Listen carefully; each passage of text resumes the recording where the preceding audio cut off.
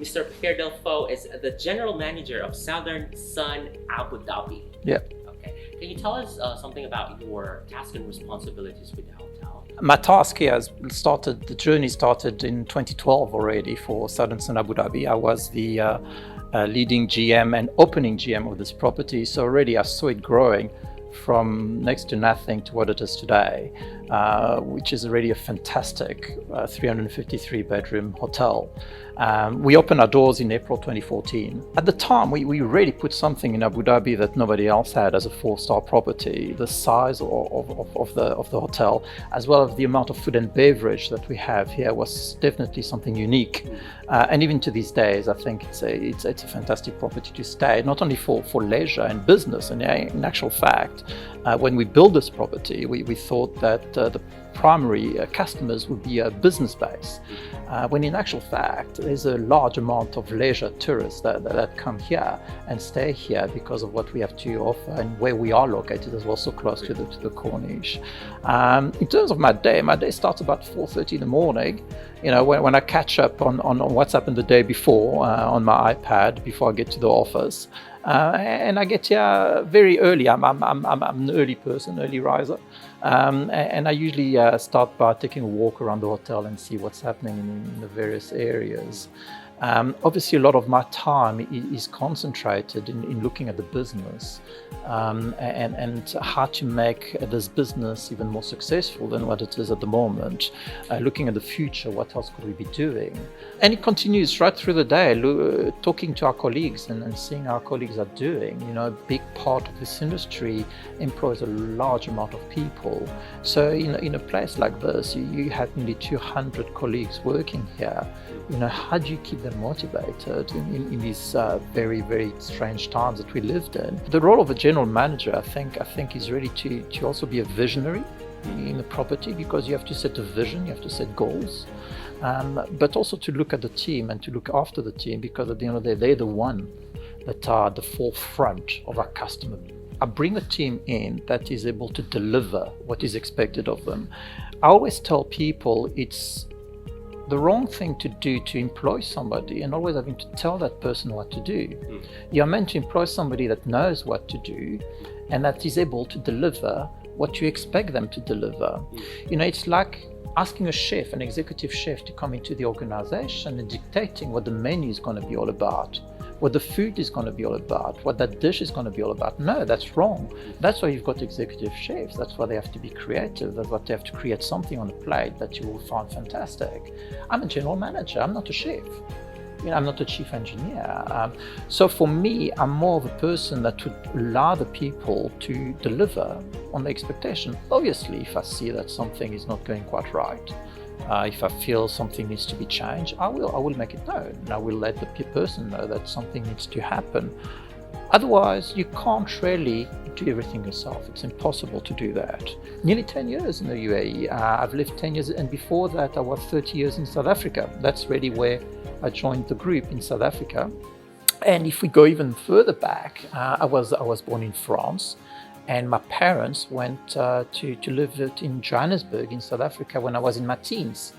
So from that age on, I lived there, and that's really where I started working in the industry after school and going and learning the ropes of the hotel industry. And I started with the group Southern Sun. I didn't stay there all the time. No, I broke away from time to time, and I experienced 2 or 3 different companies. And why you do that in our industry? Because our industry, in my days, remember, I'm not that young anymore. So in my days, in the 80s, 1986, when I first started, the idea was you join an industry and you probably stayed in that same industry for the rest of your life. These days it's quite different. I would not say that's the right thing to do. But in my time, that's certainly what you would do, is start an industry and probably stay there. So I started with Southern Sun, and I spent 12 years with them originally, to the point of deputy GM. And then I went on to a resort environment, which gave me another type of experience, another type of customers that I had to deal with.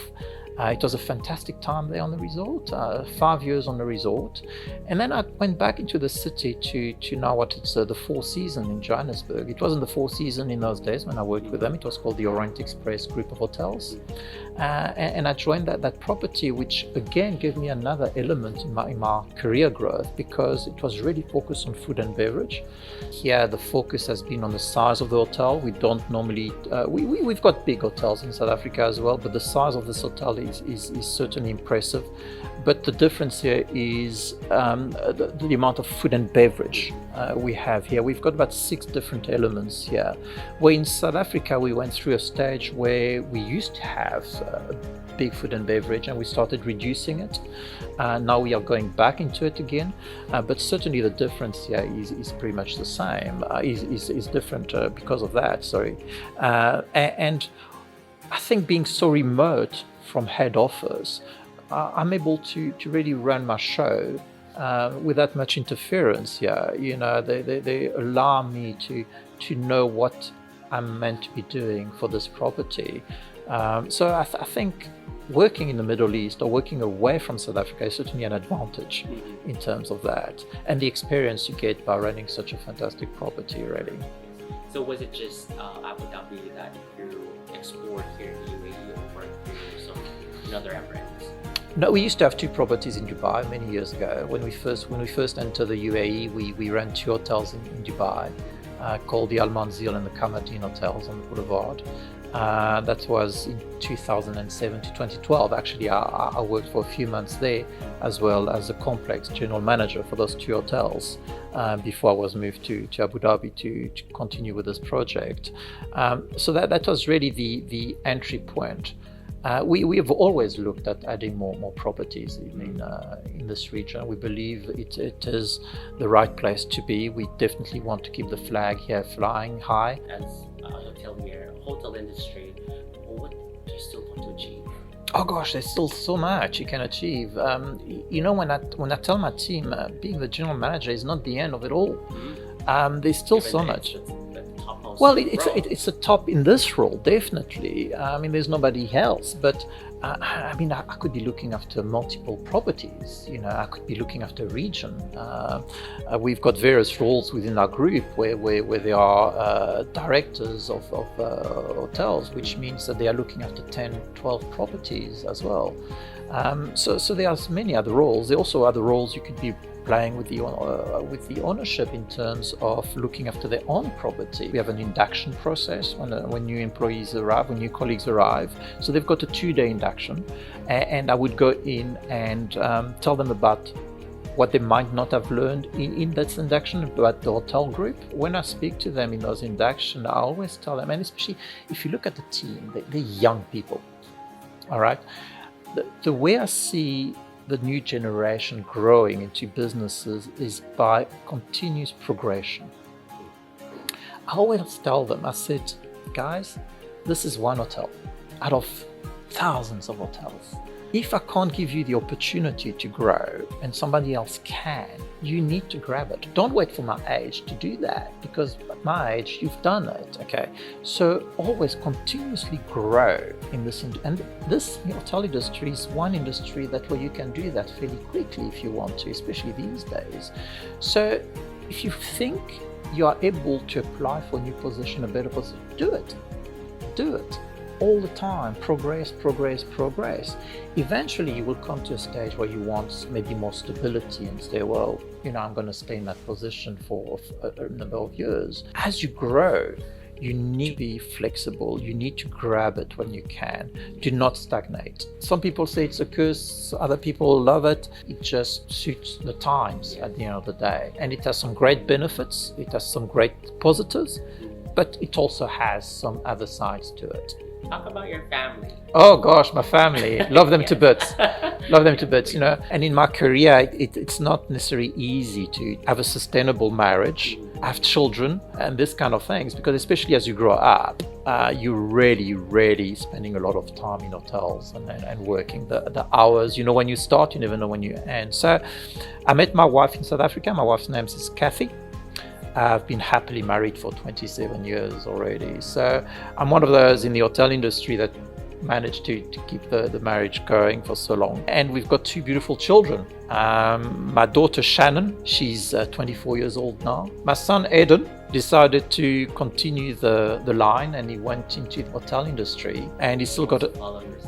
Well, he does. I think after seeing me and seeing this type of environment, I think he's decided to continue in this line. I'm very privileged to be able to have beautiful people as my family, and to have been able to offer them a different lifestyle as well, because it's important. You know, when we took the step to leave South Africa 10 years ago, it wasn't at the best time for them. They were in their teens, so you always wonder how will they adapt.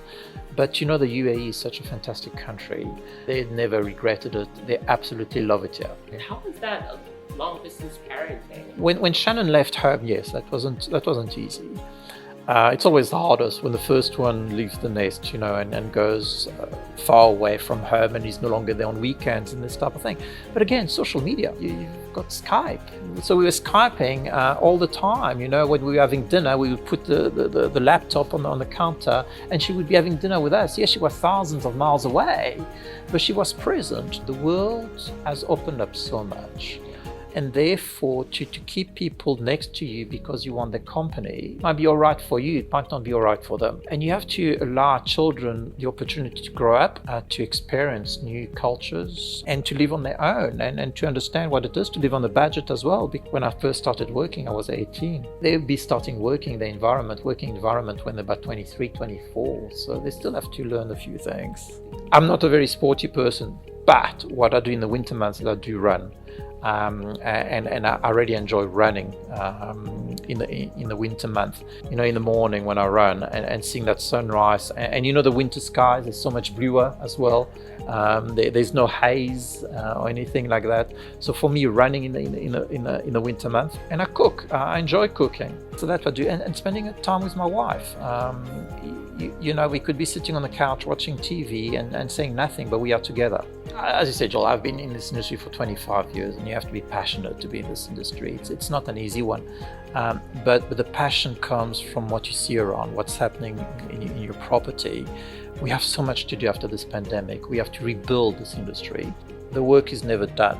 You know, it's an industry that always evolves in one way or another.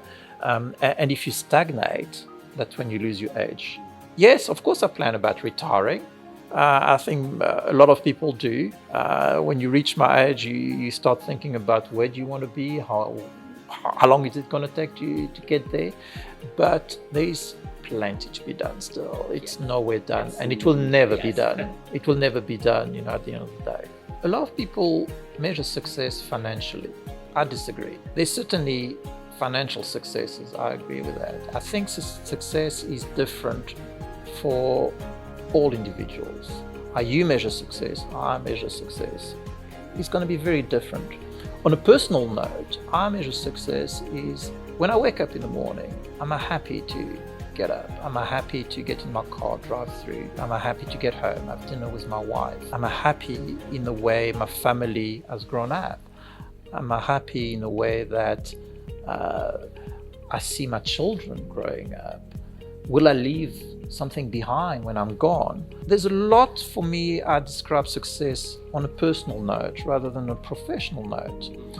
If we talk professionally, I think I measure success in what I do in this property and what I've done over the 7 years. How you bring a brand like Southern Sun, yeah, that's how I measure success in all these things, you know, not necessarily financially.